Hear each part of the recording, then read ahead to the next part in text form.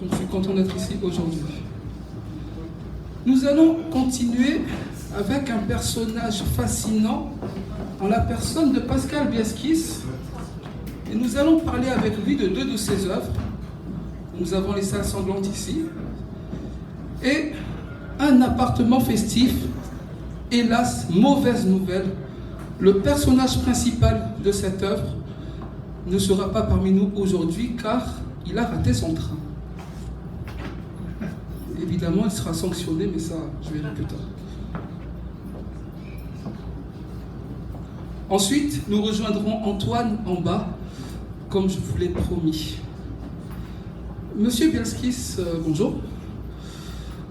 Écoutez, juste avant de rentrer dans le vif du sujet, je vais vous laisser vous présenter à nos passagers. Bonjour à toutes et tous.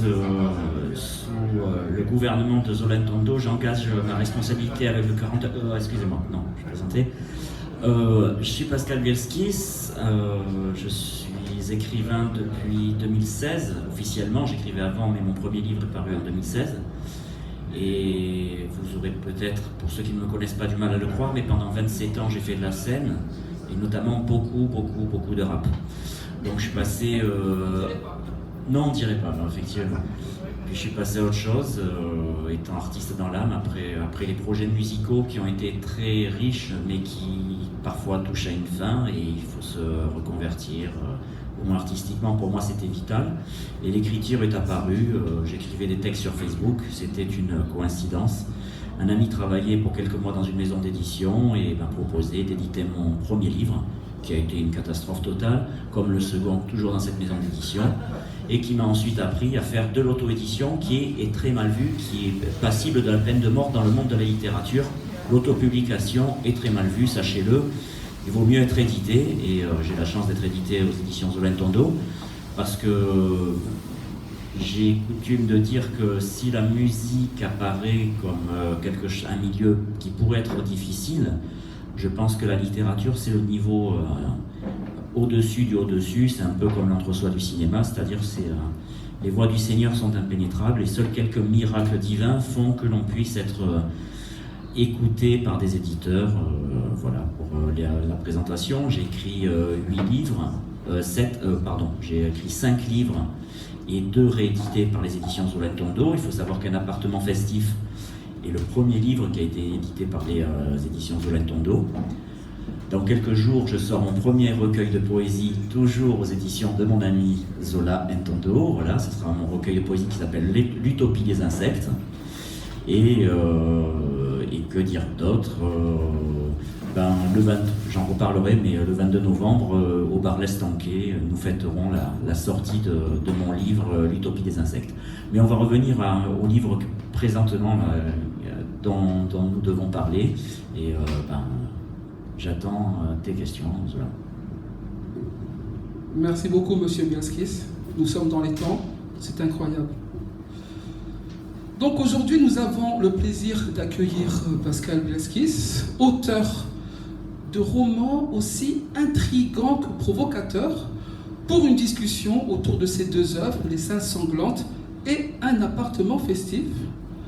Deux récits au thème fort qui explorent la perte de contrôle, la société moderne et bien sûr des personnages inoubliables.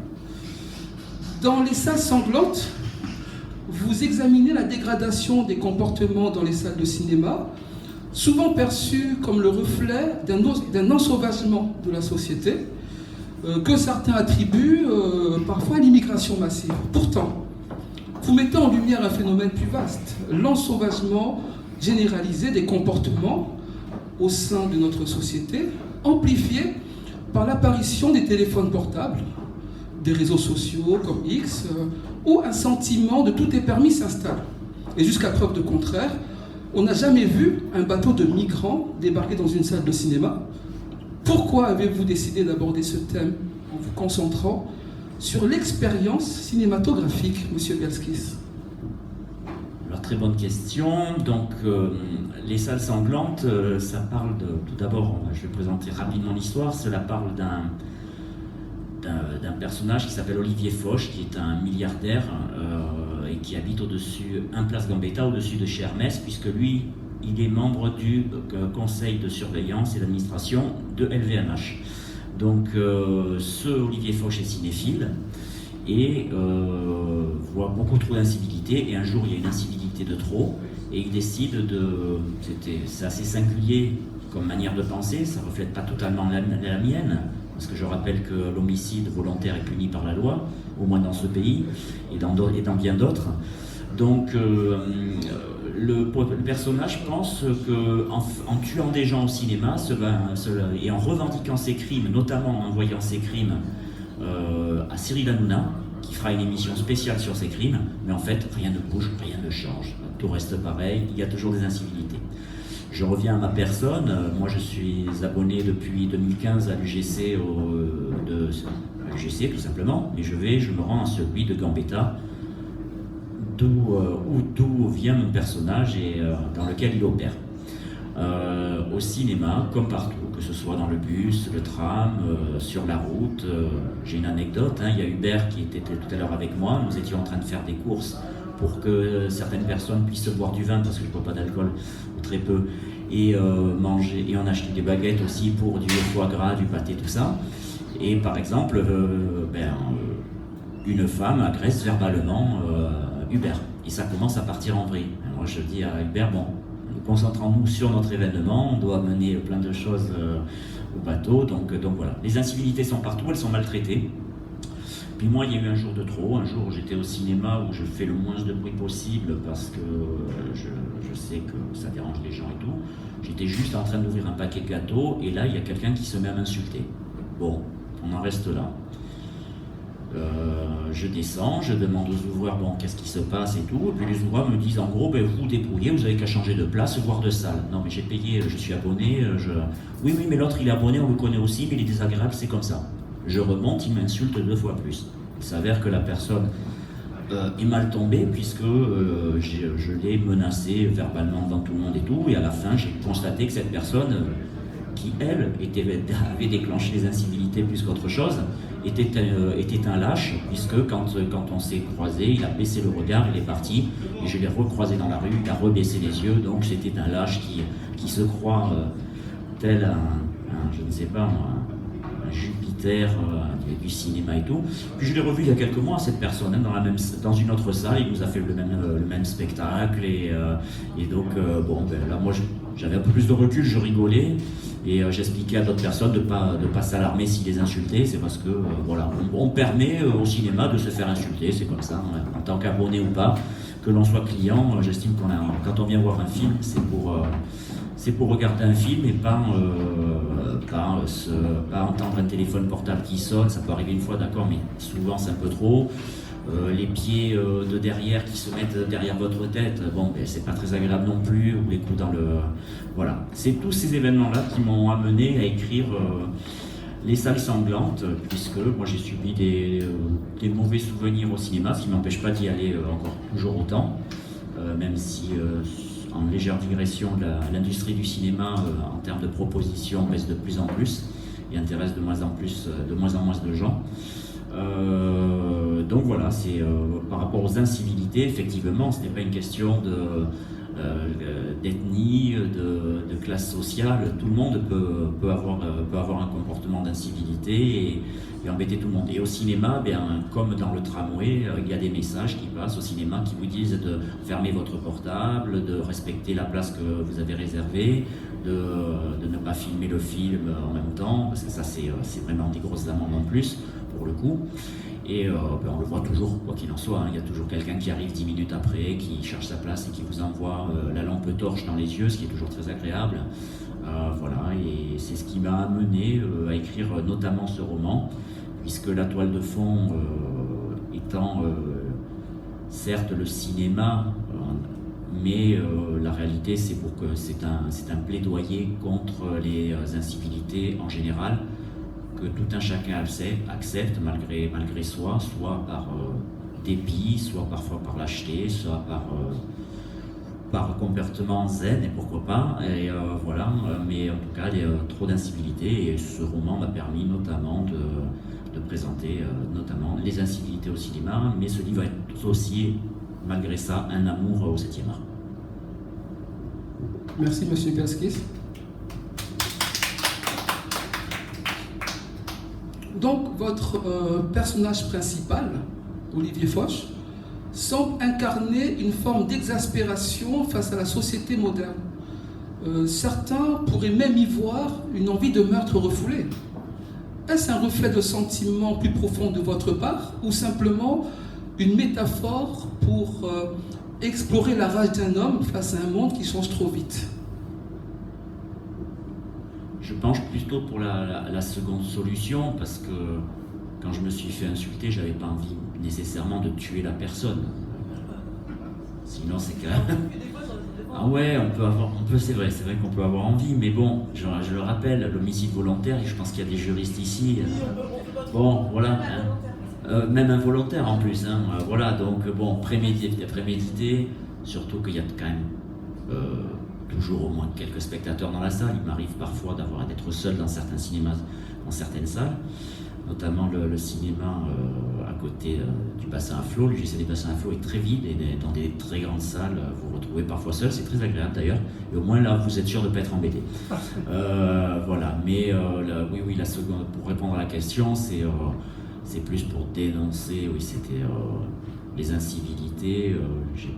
Quand la personne m'a insulté, je n'avais pas envie de la tuer, je vous l'avoue sincèrement.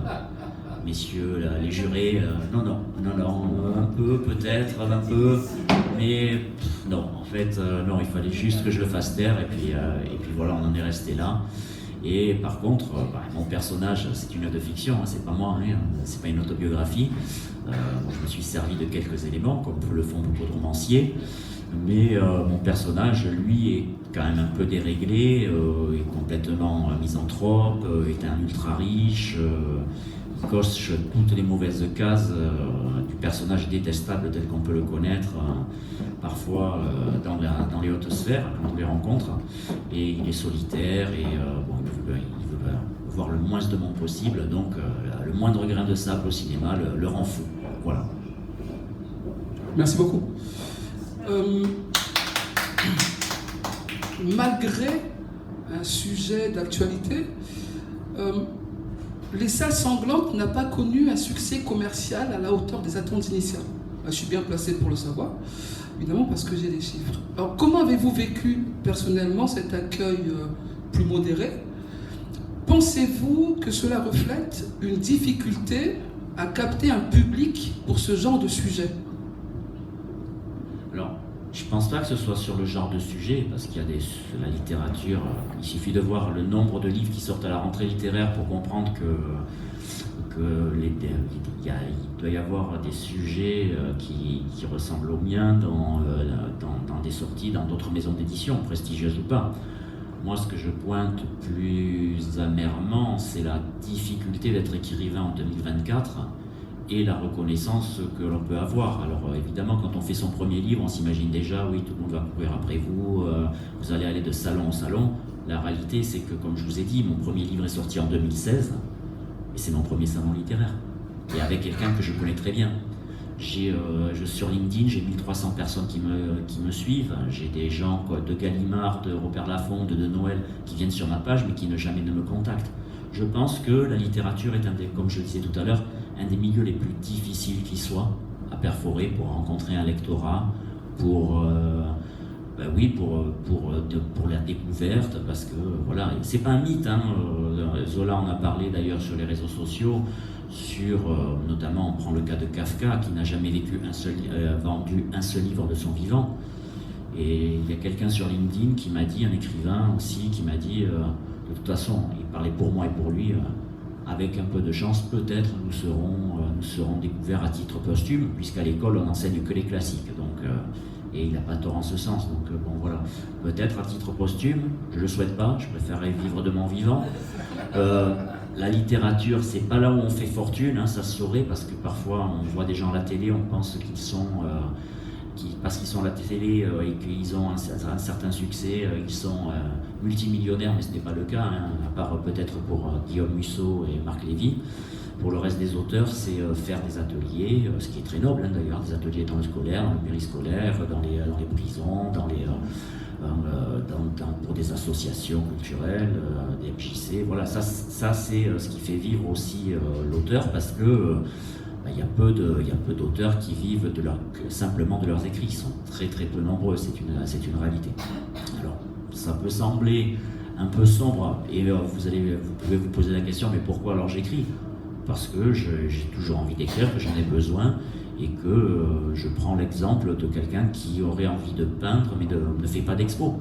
Il ne fait pas d'expo, pourquoi? Parce qu'il ne connaît personne, soit parce qu'il est trop timide et qu'il préfère peindre pour lui, et puis au moins ses peintures, il les fait, il les exécute. Il n'attend pas le bon vouloir d'un agent ou d'un système culturel établi, d'un milieu culturel établi.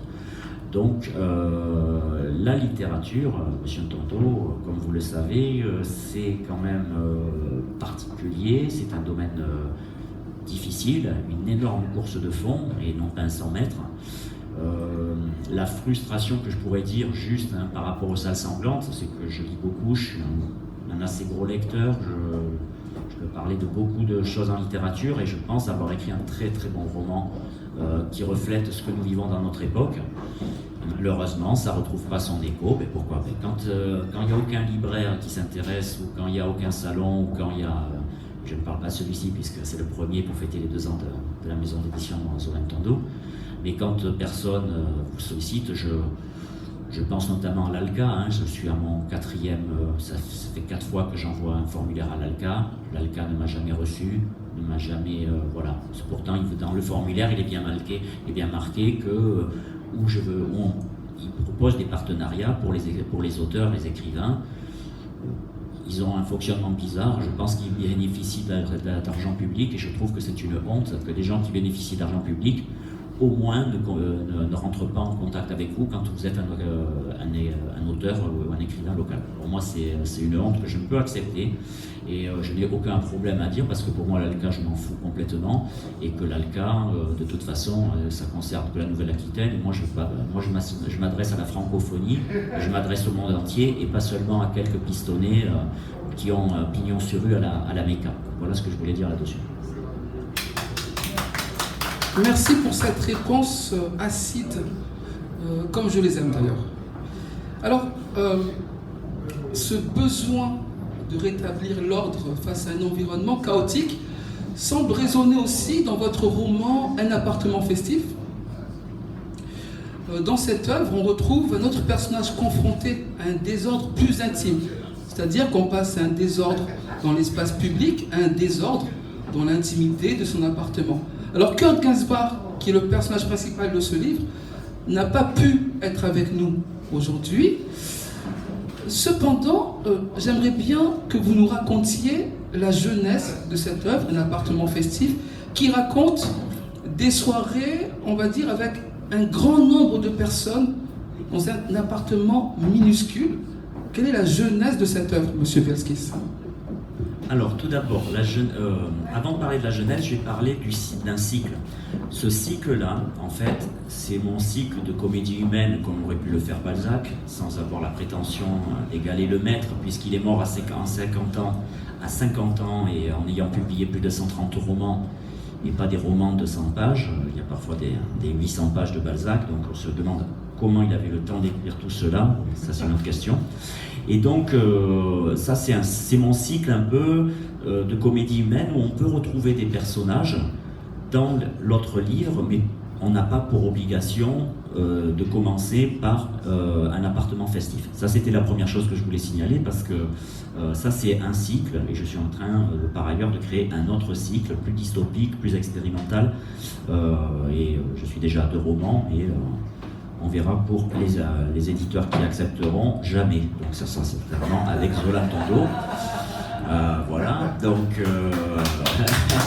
non, mais, à un moment, il faut le dire aussi, il faut le dire, parce qu'il y a plein de gens qui écrivent, et il y a plein de gens, c'est l'usine du mépris. Moi, un jour, j'ai envoyé aux éditions Finitude l'appartement festif. Je ne voulais pas être signé chez eux, je leur demandais juste un retour en tant que professionnel. Un retour simplement professionnel, parce que j'en avais jamais eu de ma vie, et ils m'ont renvoyé une lettre. Nous sommes désolés, nous sommes une petite maison d'édition, nous ne cherchons pas plus d'écrivains. Bon, je pense qu'ils savent très mal lire, c'est un problème de compréhension de texte. Mais actuellement, la France, légère digression, et l'éducation nationale étant en lambeaux, la compréhension de texte, oui, vu qu'on est dans les derniers, même dans les maisons d'édition, je pense qu'ils ne comprennent pas tout à fait. Pour revenir donc à la jeunesse du roman, Kurt Gainsbach, donc, il n'est pas là aujourd'hui parce qu'il a raté le métro, qui était en grève à Toulouse, il n'a pas pu prendre son train, donc il n'était pas là. Mais bon, l'histoire de ce livre, c'est l'histoire d'un garçon qui est un Toulousain, qui débarque à Bordeaux et qui décide de rencontrer des gens sur Bordeaux par le biais des soirées de musique électronique notamment. Et je pense qu'il m'avait vu sur scène, j'animais une scène dans un bar qui s'appelait La Dimitri, qui a été le temple du slam à Bordeaux pendant plusieurs années. Et un jour, il me convoque, ce Kurt Gainsbach, il me dit « Viens chez moi, parce que je fais des questions sur des artistes de Bordeaux, je fais un questionnaire, ça s'appelle le Tea Time, on choisit dans une boîte de thé des questions, et j'y avais été. Et il m'avait dit, je t'invite à une de mes soirées, et je suis parti à cette soirée, et elle m'a beaucoup plu, et on était dans le printemps, et j'ai dit notamment à Zola, écoute, viens, je pense qu'il y a une soirée, il y a quelque chose à faire dans un studio, parce que c'est vraiment un T1. Mais il ne faut pas dire que c'est moi, en fait. Oui. Ouais. Oui, c'est pas faux. Mais bon, dans l'histoire, parce qu'il y a quand même beaucoup de vérité dans le livre, il y a peu de fiction. J'ai carrément la seule fiction en plus très violente que j'ai écrite. Il y a une personne qui a vraiment cru, qui m'a appelé pour me dire non mais est-ce que ça s'est vraiment passé? Alors que pas du tout. Donc ça veut dire qu'elle avait vraiment cru à mon mensonge, ce qui est flatteur. Mais on a fait des fêtes donc dans cet appartement.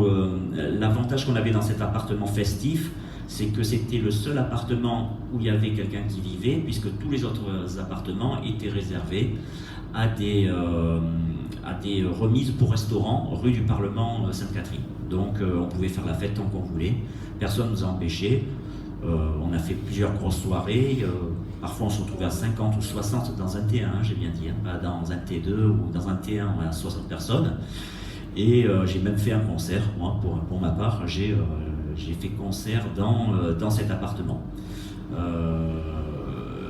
L'histoire, c'est évidemment l'intimité, comment un garçon peut accepter, parce que Kurt Gainsbach, s'il avait été là, ça aurait été intéressant de lui poser la question, mais je pense qu'à pouvoir y répondre un peu, c'est qu'il a quand même mis sa vie privée et personnelle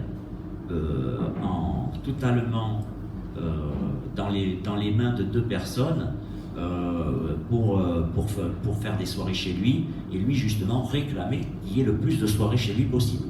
Et donc il y a eu trois soirées thématiques, voilà, et puis après il y avait d'autres grosses soirées. C'était pas non plus la fête tous les soirs non plus, mais en gros de juin 2010 au 31 décembre 2010, c'est la temporalité du roman. Eh bien nous avons festoyé grandement.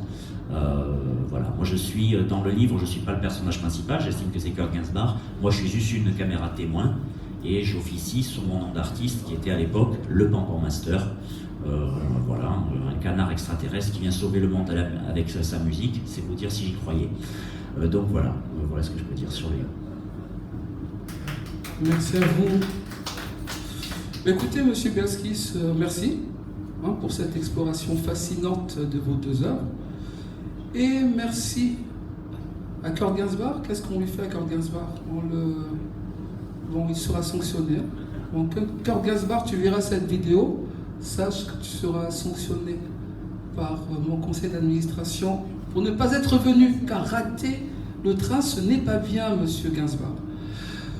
Merci, Pascal Bielskis, encore. Nous espérons que le public saura désormais reconnaître la profondeur de ces récits. Et pourquoi pas organiser eux-mêmes une soirée un peu moins chaotique. Un dernier mot, Pascal Bielskis? Justement, je vais organiser une soirée moins chaotique en ce qui me concerne. Je sors bientôt aux éditions Zola-Tondo, L'Utopie des insectes, mon recueil de poèmes. Et donc le 22 novembre à l'Estanquet, qui se trouve quai Louis XVIII, juste tout près du CAPC, et à côté de chez Pompon, il y a un bar qui s'appelle l'Estanquet, et avec mon ami Grand Pamini de Paris, qui est un artiste qui vient présenter lui aussi son livre, mais de pastiche de presse. tous les deux. Ce sera le premier épisode de ce que j'appelle notre salon littéraire, où je ferai découvrir dans le futur des auteurs de toutes sortes, c'est mon but. Voilà, et donc si certains sont libres le 22 novembre, vendredi 22 novembre, c'est ouvert, c'est au bar l'Estampé et on passera un très bon moment. Voilà ce que j'avais à dire. Et puis, mais ça c'est en vente dans le commerce, ainsi que Angle olfactif intense, un autre livre paru chez les éditions Zolentondo. Et sachez que actuellement, je suis notamment en train d'écrire mon livre des rêves. Je consigne mes rêves, même quand je me réveille dans la nuit, je prends mon iPhone sur note et je note mes rêves et je les compile. Et j'ai donc 2 romans déjà écrits et il y en a déjà 3 en tête et qui sont en préparation et qui sortiront dans le futur. Voilà. Merci à vous tous et tous pour avoir écouté. Merci, monsieur Blaskis. Oui, monsieur Lenoir. Président directeur, est-ce qu'on pourrait entendre un extrait de votre... Oui, bien sûr. Parce que vous avez très très bien parlé de votre travail. Oui. C'est extrêmement décevant par la bouche de Zola d'apprendre que vous avez très peu de succès. Alors on aimerait bien entendre devant nous, à nos oreilles, votre propos. Voilà. Merci. Qu'est-ce que tu veux lire, Pascal? Le début du premier chapitre. Alors, Ensuite, nous descendrons, rejoindre Antoine, qui nous attend avec impatience. Alors, je vais vous lire tout simplement, pas en entier l'intro, elle fait 5 pages, mais un bout de l'intro du livre en fait. On se retrouve en plus vraiment dans le contexte bordelais, dans l'espace. Les talons de ma paire de John Lobb, modèle William de cuir grainé et de couleur noire, battent le pavé du cours de l'intendance. J'avance au rythme de Around the World de Daft Punk, ou pour les plus mélomanes, le chant des bohémiennes dans la Traviata de l'opéra de Verdi. Un rythme de démarche binaire, évidemment, car le ternaire serait la preuve d'un taux d'ébriété ou de toxicologie avancée. J'emprunte une démarche soutenue, car premièrement, je me sens ignoré en cette fin d'après-midi et j'ai un rendez-vous avec Jacques au Napoléon. Si je déteste par-dessus tout être en retard, je me fais un devoir d'être toujours en avance. C'est beau le soleil couchant, plus beau que quand il se lève. Il y a des couleurs dans le ciel à nul autre pareil. Le bleu se coordonne avec le jaune, l'orangé et surtout le rose. Magnifique. Dans quelques heures, ce seront les étoiles qui prendront le relais sur le bleu nuit de l'espace. Superbe création du grand architecte de l'univers. Le cours de l'intendance est majestueux. Sur ma droite, j'aperçois l'enseigne Nespresso et un magasin du groupe de notre maison mère Louis Vuitton, dont je n'ai pas à me soucier du chiffre des ventes constamment en hausse. Sur la gauche, une entrée avant l'entrée d'immeuble où résida le peintre Francisco Goya, se trouve le magasin de souliers J.M. Weston, une marque que je respecte grandement et dont je ne porte quasiment plus un modèle. En descendant plus bas, il y a le bijoutier Morlier, le magasin de costumes italien Body, Gogos, Ralph Lauren, Tommy Hilfiger. Tout ceci alimente le surnom bien fondé de rue des Riches pour le cours de rue de l'Intendance.